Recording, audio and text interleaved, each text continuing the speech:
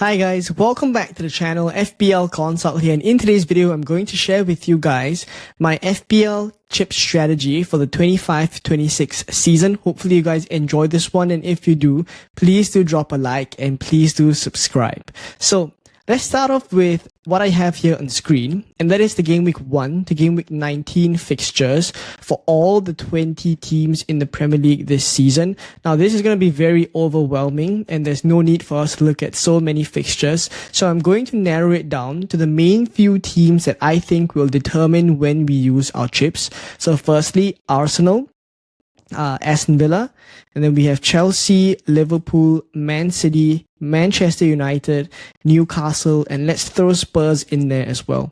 So I think these kind of 8 teams here, I would say, form the core structure of what we should use with our thinking of when we want to play our chips.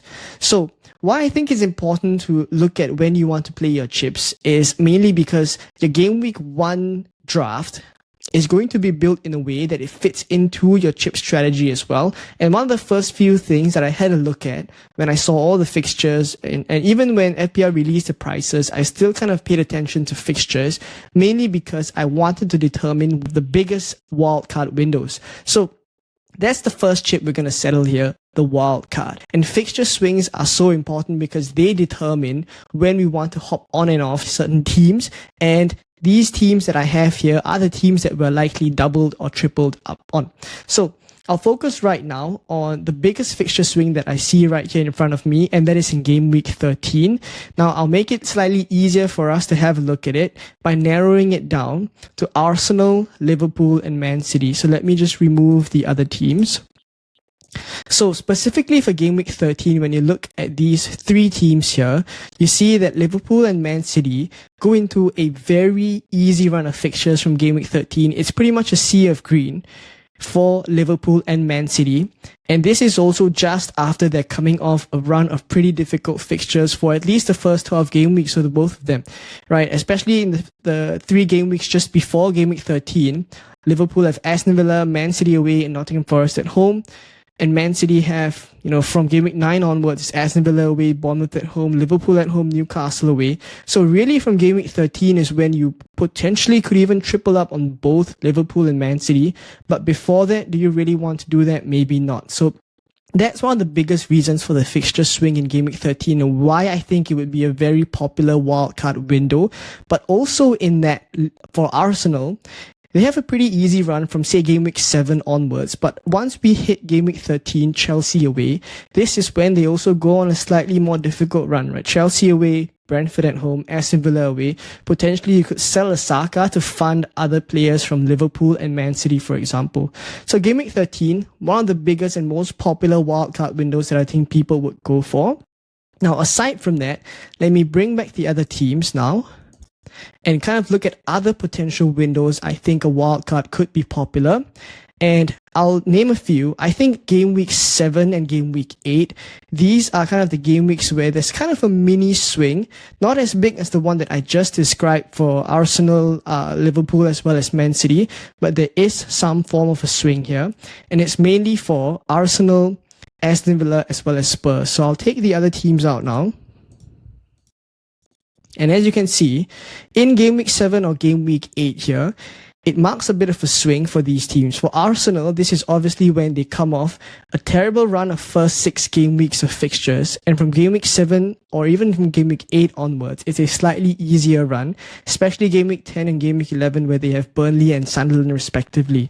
So for Aston Villa, in Game Week 8, they also come off a very good run for the first 7 game weeks. And then from Game Week 8, they start to go on a pretty tricky run.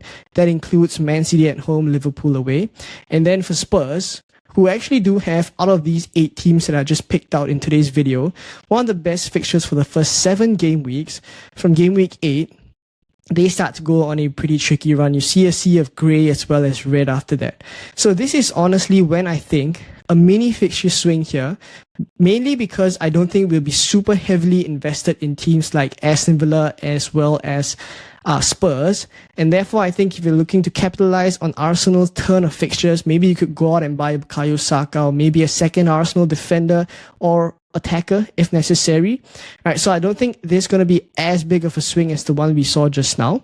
But let's bring back those other teams and highlight one last window that I think I want to propose, and also one that I think, sorry, let me put Spurs back in. Yeah, also one that I think I might be considering as part of the strategy that I'm on right now, and that's a Game Week 4 wildcard. Now, I think for the purpose of explaining this Game Week 4 wildcard window, let me just drop it down to the first 6 game weeks. Now, when I had a look at the fixtures, the first 6 game weeks worth of fixtures is what I focused on.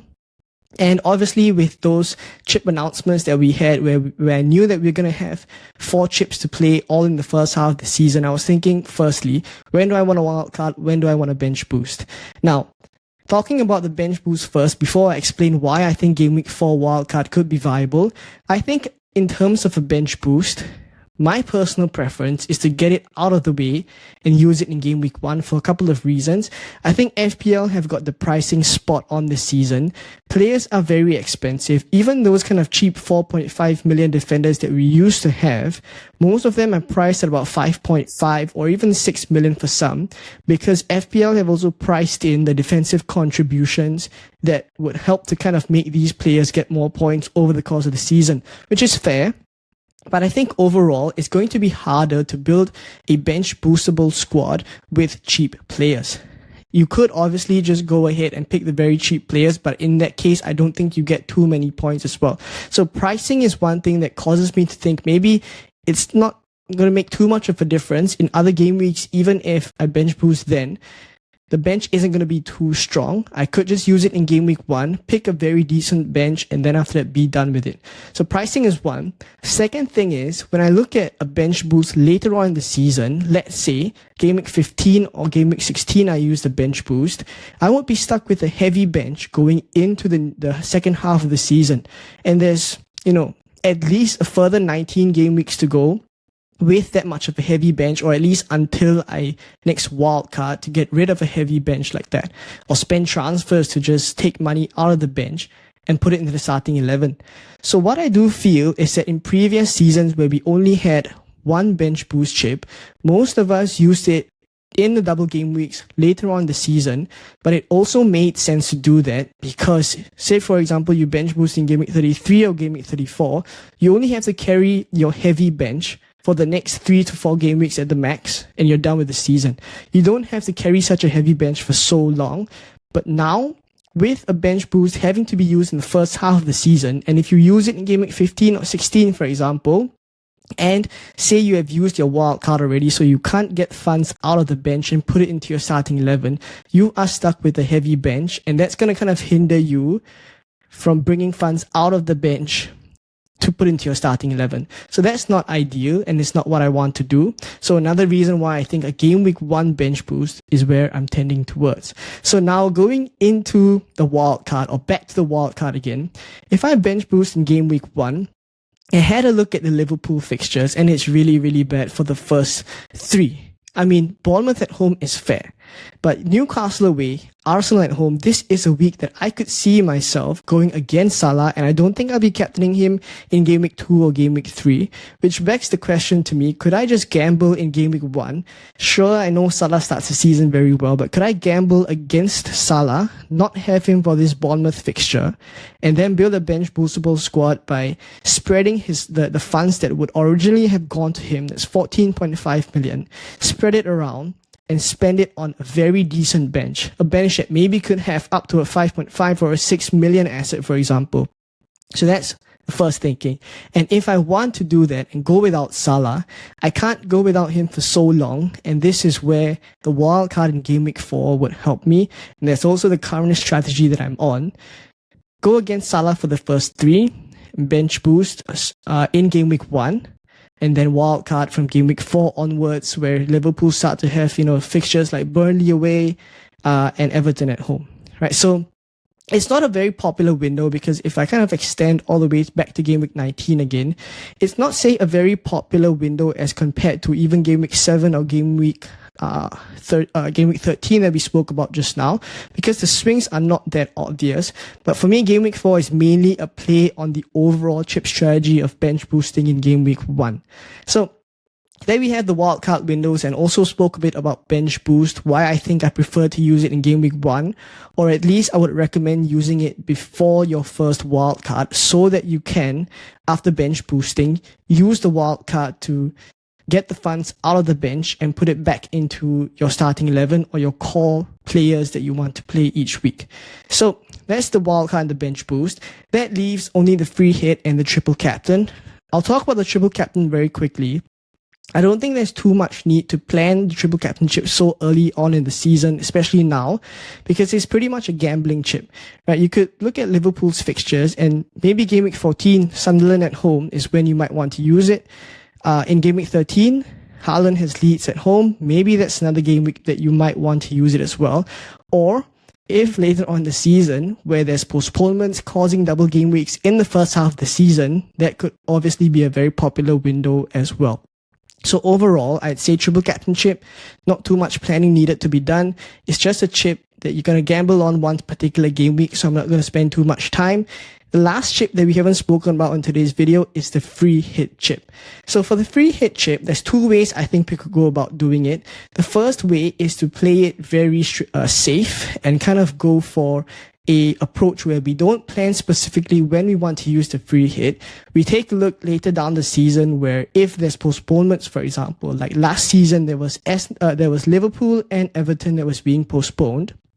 That caused a blank game week in a particular game week. You could free hit in that to obviously deal with Liverpool players that wouldn't have fixtures, but nobody knows for sure.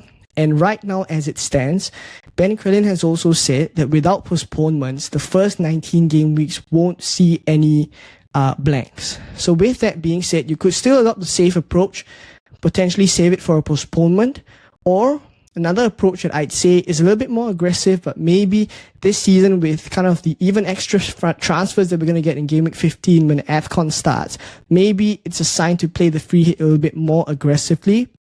And that could mean either in Game Week 2 or Game Week 3, as early as those 2 game weeks. Why I'd say in Game Week 2 it does make sense is if you don't go with Arsenal players, for example, then when they play Leeds at home, you free hit them all in. Maybe you go double Arsenal attack, for example, as well as one defender to take advantage of Leeds fixture.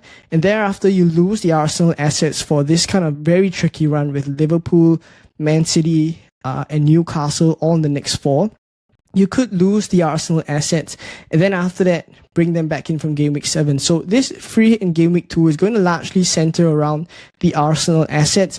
Obviously, you could thereafter, when you look at, Liverpool as well as Newcastle playing each other, you could lose some of those assets and maybe triple up on Chelsea if you aren't already, or look to go elsewhere. Maybe Manchester United against Fulham, if Cunha or Mbeumo look really good in Game Week 1. So basically, Game Week 2, free hit, is kind of a 1 week play on Arsenal is what I'd say. But for Game Week 3, this is when you look at the fixtures, I look at, someone like Salah. This is a week that you could go without Salah, spread the funds elsewhere. And I think Burnley at home here is a plump fixture for Manchester United. Newcastle will also be playing Leeds if Isak is there. And say, for example, you didn't start the season with Isak, this is a week you could bring him in as well. So there's merits to playing it very early on in the season, even as early as Game Week 2 or Game Week 3, or waiting further down the line for a little bit more of a plum opportunity. But if not, free hit is also a chip that I don't think needs super strong planning. Right now in preseason, the main chips we need to settle are the bench boost and the wild card. And for now, my plan is bench boost Game Week 1 and wild card Game Week 4. I could choose to delay the wild card to the more popular window, which is Game Week 13, or even just try to play it a little bit earlier and go a bit different, maybe 7 or 8. But we'll see what happens there. But yeah, this is what I'm thinking. Let me know what you guys think. Hopefully you enjoyed this video. If you did, please do drop a like. Please do subscribe as well. I hope you enjoyed this kind of different style of video as well. So if you have watched through and you're still listening, please drop a comment below to let me know what you think of the new format and how I can improve it as well. If not, I'll catch you guys in the next one. Bye-bye.